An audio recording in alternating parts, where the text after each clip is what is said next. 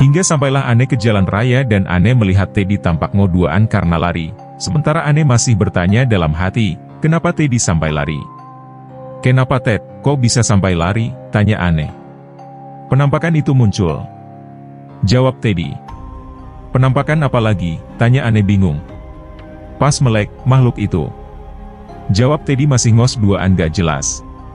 Bener dugaan Anne, Teddy pasti diikuti makhluk pria yang badannya kepotong jadi dua karena korban kecelakaan karena kecerobohannya. Sementara Anne gak lihat penampakan yang dilihat Teddy, Anne hanya melihat penampakan sosok anak kecil yang menangis di lorong rel. Hingga sampailah di rumah Anne, Teddy memutuskan untuk nginep di rumah Anne. Dia gak berani pulang malam itu, apalagi dengan kejadian yang dia dialami. "Ted, sana ke kamar mandi dulu," suruh Anne. "KM duluan, masih capek," jawab Teddy. Anne memutuskan untuk mandi malam itu. Menurut kepercayaan di kampung Anne, kalau habis ke tempat yang angker, kuburan haruslah cuci tangan kaki, biar makhluk gaib tidak mengikuti kita. Sedangkan Teddy masih terlihat duduk di kursi belajar Anne sambil SMS ke ortunya kalau dia nginep di rumah Anne. Setelah selesai mandi, Anne melihat Teddy yang sudah molor terbaring di kasur Anne gan. Anne gak bisa maksa buat bangunin dia buat cuci tangan kakinya karena dia sudah tertidur, mungkin karena capek. Besoknya Teddy memutuskan untuk pulang. Dan malam harinya Anne dapat kabar kalau Teddy kesurupan. Untuk jelasnya dia kesurupan Anne gak begitu tahu karena berada di rumahnya. Anne hanya dikasih kabar sama ortunya. Tepatnya 2 hari setelah kejadian tersebut, Anne memutuskan untuk main ke rumahnya, sekedar ngobrol dengan dia. Sebenarnya Teddy hampir gak pernah lihat penampakan makhluk gaib gan, jadi kejadian yang Teddy alami adalah pertama kalinya dia lihat penampakan. "Teddy, kemarin malam kesurupan," kata ibunya Teddy. Ketika dia kesurupan seperti mau keluar rumah, merangkak, wajahnya pun pucat dan ngomong gak jelas. Imbuh ibunya. "Kok bisa sampai begitu Bu?" jawab Anne pura-pura gak tahu. "Saya juga gak tahu kenapa dia bisa begitu," kata ibunya. "Di rumah ini padahal gak terlalu angker," tambah ibunya gak tahu. "Terus gimana Ted, kok sampai kayak gitu?" tanya Anne ke Teddy. Anne menduga kalau dia kesurupan gara-gara kejadian kemarin yang kita alami atau dia kencing di tempat jasad korban kereta api tergeletak. "Aku gak tahu, yang aku tahu ketika mau kesurupan aja," jawab Teddy. "Aku lihat, yang kita lihat kemarin itu Yas," jawab Teddy ke Anne. "Hah? Apa Ted?" kata ibunya. "Sebenarnya kita mancing Bu, terus lihat sosok makhluk gaib, dan makhluk gaib itu yang muncul ketika aku kesurupan, setelah itu gak ingat," jawab Teddy. "Terus KM juga lihat?" tanya ibunya Teddy sambil memandang wajah Anne. "Saya juga lihat Bu," jawab Anne singkat. Sebenarnya Anne gak mau ngomongin secara gamblang kepada ibunya tentang kejadian yang Anne alami bersama Teddy, tapi karena Anne kasihan melihat Teddy dan ibunya serta takut dimarahi juga. Akhirnya Anne pun ngomong yang sebenarnya tentang kejadian tersebut. "Sebelum kita lihat sosok makhluk gaib itu, Teddy kencing Bu, dan kata warga yang menolong kita, Teddy kencing tepat di mana jasad korban kereta api itu tergeletak," kata Anne sambil memandang Teddy.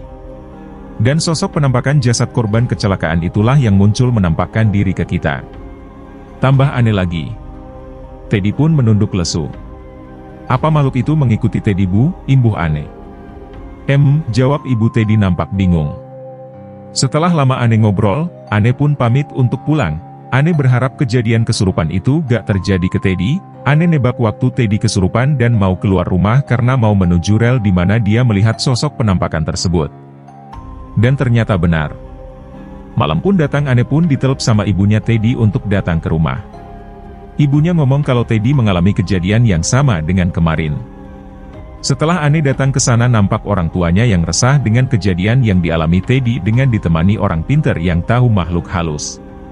Setelah sampai di rumah Teddy, dan dia mulai sadar dengan yang dialaminya, Anne pun disuruh nganter di mana kita lihat penampakan itu. Dengan pasrah mau gak mau Anne harus mengantarkan orang pintar itu ke lokasi di mana Anne dan Teddy melihat penampakan. Dalam perjalanan ke sana Anne hanya bisa diam. Anne berharap makhluk itu tidak menunjukkan wujudnya. Hingga tibalah Anne dan orang pintar itu di tempat di mana Anne dan Teddy lihat penampakan. Kejadian Anne di situ sekitar jam 10-an malam.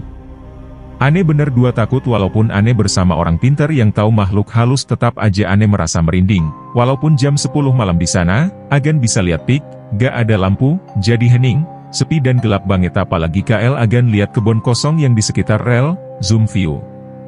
Sore 2 aja menakutkan gan. Tapi Ane berusaha memantapkan diri Ane cuma duduk di atas motor sesekali menoleh pandangan ke kanan kiri, depan belakang. Kira aja sosok makhluk yang menampakkan diri, di pik yang kelihatan genteng putih itu udah hampir sampai jalan, sedangkan rumah itu hanya 1-2-nya di situ, dan gak ada penghuninya. Itu. Di situ Pak, Ane ngomong sambil menunjukkan ke rel yang dimana Teddy pingsan kedua, karena tempat disitulah kata Pak Roni jasad pria yang kecelakaan tergeletak. Oh. Jawab singkat orang pinter itu gan. Gak lama kemudian orang pinter itu berjalan menuju ke situ, ajibnya dia menaiki pondasi rel dan jongkok ke situ tanpa rasa takut. Ane kurang tahu apa yang dikerjakan orang pinter itu kelihatannya seperti ngobrol sendiri atau berdoa Ane kurang tahu. Sementara Ane menunggu di atas motor, tepat Ane berdiri di mana Ane foto lokasi di part sebelumnya, Ane mencoba melawan ketakutan Ane dengan mendengarkan lagu dari headset. Gak lama kemudian orang pinter itu menuju ke Ane untuk pulang ke rumah Teddy. Kita pun pulang tanpa pembicaraan apapun. Setelah sampai di rumah, barulah ada pembicaraan gan. Di situ banyak roh halusnya. Ucap orang pinter tersebut, kalau agan lihat di foto, di situ gak ada lampu penerangan gan, gelap banget, jauh dari rumah warga. Kalau agan di sana dan teriak minta tolong belum tentu ada yang mendengar makanya dulu ada pemerkosaan hingga wajah korbannya disilet-silet untuk menghilangkan identitas si korban atau sekedar dendam Ane gak tahu. Dia udah saya taruh lagi di sana. Tambahnya lagi. Ane kaget, berarti orang pinter itu boncengan sama Ane dengan membawa makhluk yang menampakkan diri ke Ane. Berarti udah aman Pak, jawab ibunya Teddy. Insya Allah udah gak apa-apa Bu, makhluk itu memang mengikuti Teddy sejak dia melihat sosok hantu tersebut. Jawab orang pinter itu. Di sana banyak penunggunya, saya sudah 2 kali ke situ dengan masalah yang sama, kata orang pinter itu. Lain kali jangan kencing sembarangan lagi, kalau kalian lewat ke sana lagi gak apa-apa yang penting kalian jangan berbuat yang macam-macam. Tambahnya. Dalam hati Ane, buset gak apa-apa, mulus banget ngomongnya. Jantung mau copot lihat penampakan, lari 300 meter 2 kali, dan ditambah genjot sepeda, masih dibilang gak apa-apa. Emang yang pertama gimana Pak ceritanya? Tanya Ane kepo. Sebenarnya saya dan Teddy melihat anak kecil yang menangis di lorong rel situ Pak, tambah Ane. Waktu itu ada laki-laki yang pacaran di situ, dan ternyata, jawab orang pintar itu. KL cerita. Ini Ane udah tahu sebelumnya gan, itu yang mengalami teman dari teman Ane, lebih seri Part selanjutnya ya. Ane pun ngobrol dengan adik Ane perihal kecelakaan 2 pria yang tewas tertabrak kereta api, apa benar dengan kejadian tersebut, karena pas kejadian Ane lagi PKL kampus di luar kota, jadi Ane gak tahu. Emang di jembatan Kalirel ada yang kecelakaan ya? Tanya Ane. Iya bener Mas, pekerja kabel yang tewas, dia ketabrak pas di tengah jembatan rel kereta api terus terseret sampai 200-an meter. Jawab adik Ane.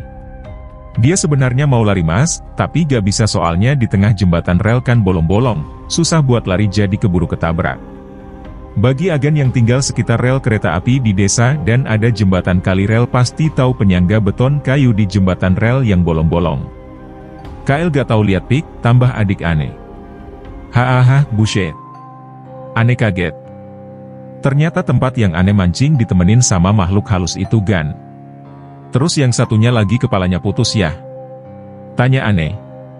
Iya Mas, letaknya terseret gak jauh dari temen yang satunya. Jawab adik Ane. Cocok. Ucap Ane singkat.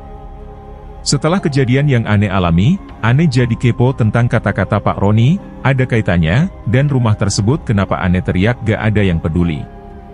Jujur pada waktu kejadian Ane teriak minta tolong kenceng banget. Malam kemarin Mas lihat sosok penampakan yang tewas kecelakaan itu. Ucap Ane. Oh berarti yang diomongin temanku Mas. Jawab adik Ane. Mancingkan, tambah adik Ane. Kok tahu? Tanya Ane. Temenku ngomong Mas, bapaknya katanya menolong orang mancing yang lihat penampakan korban tewas kecelakaan di jembatan Kalirel. Jawab adik Ane. Katanya juga lihat penampakan anak kecil Mas di situ, tanya adik Ane. Emang siapa nama bapaknya? Tanya Ane, yang menolong Ane adalah Pak Roni dan 2 warga lainnya. Serta 3 pemuda ababil yang mau menolong Ane dan ternyata takut juga. Kata orang desa sana kalau ada orang lihat penampakan anak kecil yang menangis itu tanda mau ada kecelakaan lagi Mas.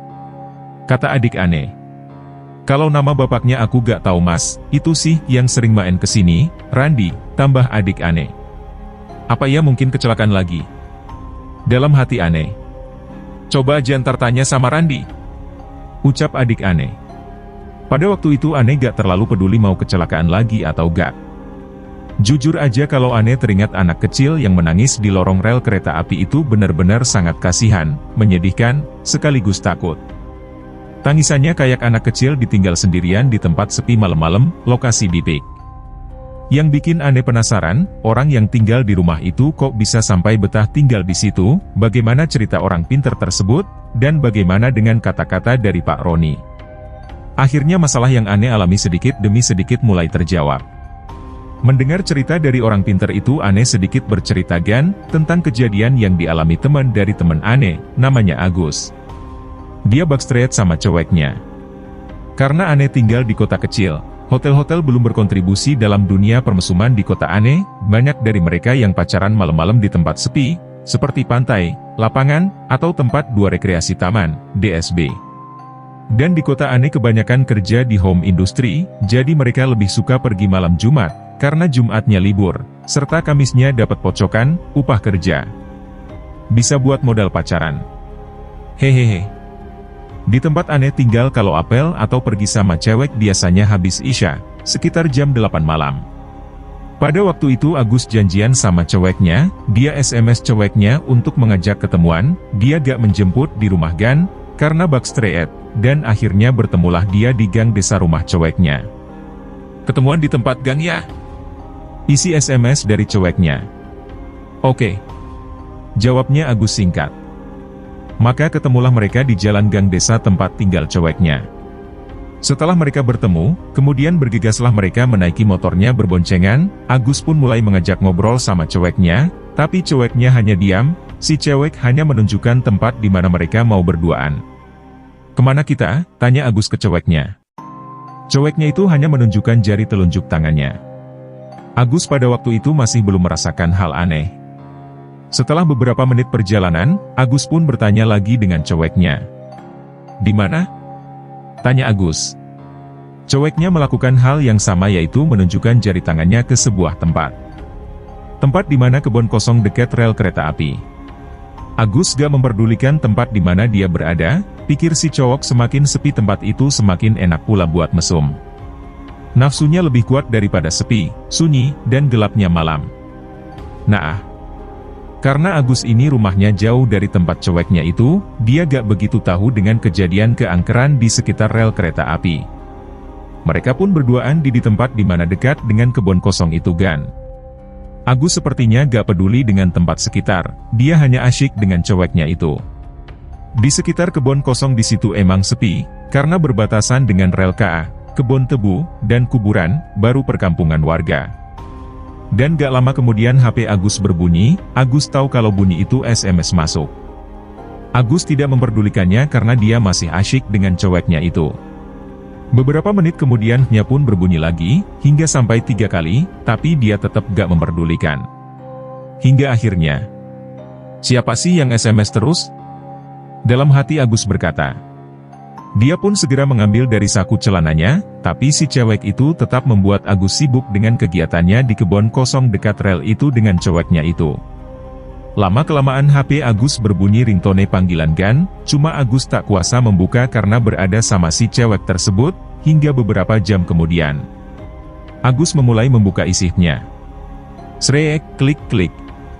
Tangan Agus sambil memegangnya. Dia terkejut bukan main, karena log panggilan tak terjawab dan SMS itu berasal dari ceweknya. Isi dari SMS itu menyebutkan, jadi gak ketemuan, kok lama, YDH aku pulang. Agus dengan kagetnya melihat wajah cewek itu, seketika itu wajah cantik yang menyerupai ceweknya menjadi pucat, kemudian berdarah-darah, berubah menjadi seram, kulit yang mengeriput. Ditambah lagi dengan suara tawa cewek itu cekaikan tanpa pikir panjang dan dia menyalakan motornya dan ngegas dengan kencang. Dan ini benar adanya Gan. Karena Agus menaiki motornya dengan kencang tanpa memperdulikan jalan yang dia lewati hingga sampai ban belakang kempes. Akan tetapi dia tetap melajukan motornya dengan kencang sampai ban dalamnya keluar dan roda belakang motornya berputar hanya dengan VLG-nya. Bisa dirasakan ketakutannya gimana? Ternyata penampakan hantu yang menyerupai ceweknya Agus hampir serupa dengan apa yang dialami Ane ketika mancing di tengah rel kereta api. Bedanya kalau Ane sosok pria yang dia menemani Ane mancing, kalau Agus sosok wanita yang menyerupai ceweknya Agus. Agus juga mengalami kejadian yang sama seperti Teddy, kesurupan. Seperti yang dikatakan orang pintar tersebut. Karena Agus melakukan sesuatu dengan makhluk yang menampakkan dirinya sebagai ceweknya seperti layaknya pada pacaran gelap-gelapan, Ane gak bisa jelasin secara rinci. Terlalu vulgar. Ane jadi ingat sekarang kata-kata orang pintar yang mengatakan, lain kali jangan kencing sembarangan lagi, kalau kalian lewat ke sana lagi gak apa-apa, yang penting kalian jangan berbuat yang macam-macam. Ternyata dari perbuatan itu. Tapi yang dialami Agus itu sebenarnya masih mending, karena dulu ada orang yang pacaran di situ hingga akhirnya keduanya tewas karena kecelakaan tertabrak kereta api. Kejadiannya terletak sekitar 200 meteran ke kanan dari Teddy pingsan.